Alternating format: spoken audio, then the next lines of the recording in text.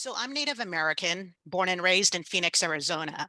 I'm Okemo O'odham from the Gila River Indian community in Arizona, and Muskogee from the Creek Nation in Oklahoma, formerly of Georgia. Oklahoma has the highest Native population in the US, and Arizona has the third largest population with more than 20 tribal groups. So growing up, it seemed like Natives were everywhere, everywhere that is except when it came to the history class or contemporary media. I remember growing up sitting in an American history class, reading a couple of paragraphs about how natives who came and went during the westward expansion, relegating us to the past and framing us in the past tense, when clearly we were sitting right there in the room, yelling in our heads, "We're still here." But I would just sit there.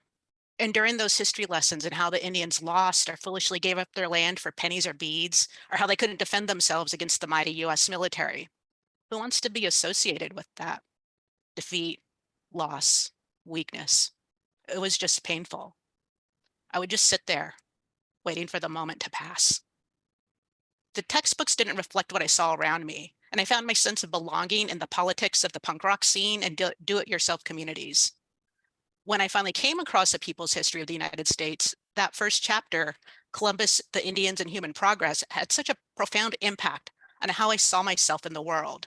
I felt this gravity shift of being liberated from years of feeling embarrassed, invisible, living in the shell of a history whose maintenance only seemed to serve those in power, with something to lose, and not us with something to gain, dignity and presence.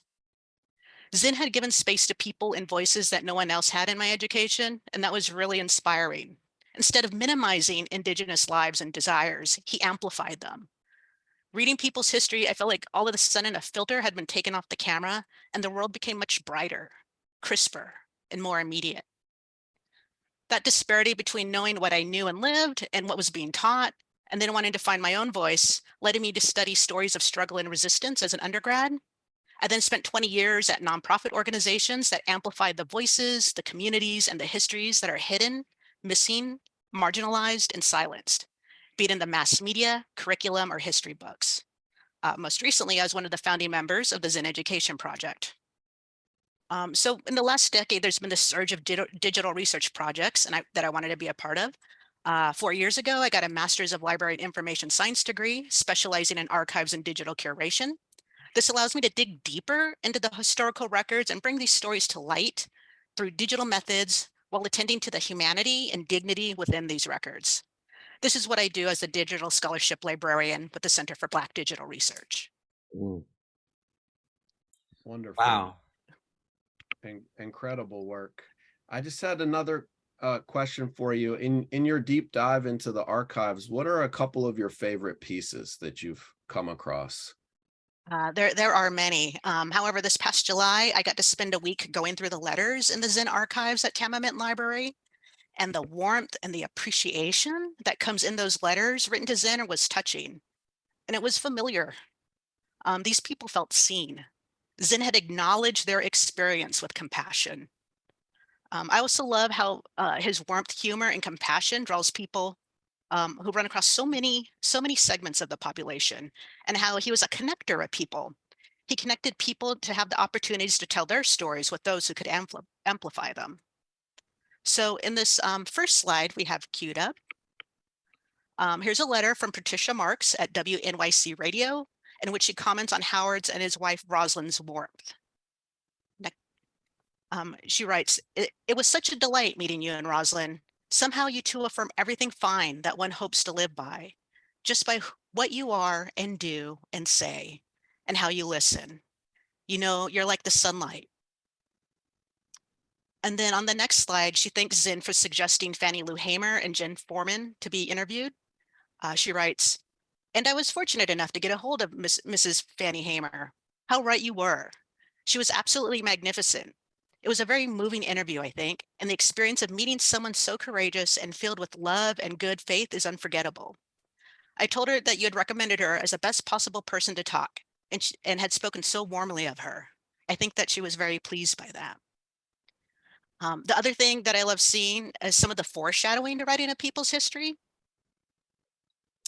So in 1973, Zinn was asked by historian John Garrity to write a 700-word biography of Martin Luther King Jr. for an encyclopedia.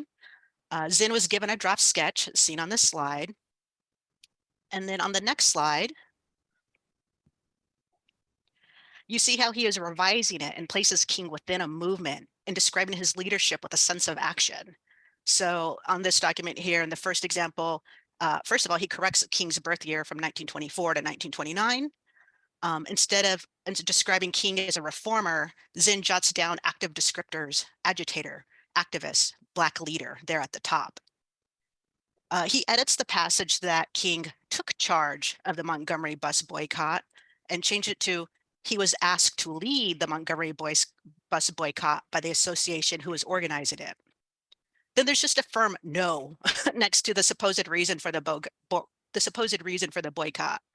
It wasn't just the issue of Black citizens to take seats in public buses with the same freedom as whites.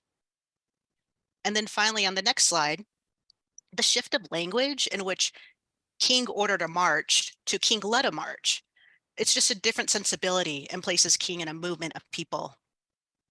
And so it's just great to see how easy and how impactful it can be to write with compassion, centering the humanity of people and framing them as part of larger organized resistance. Yeah. Thank you, Lauren. That's really beautiful. It's incredible to pull back the curtain, right, and see how Howard developed his method and Yeah. techniques that he would use later on, right? Thank you Right. for sharing that with us. Right. Thank you.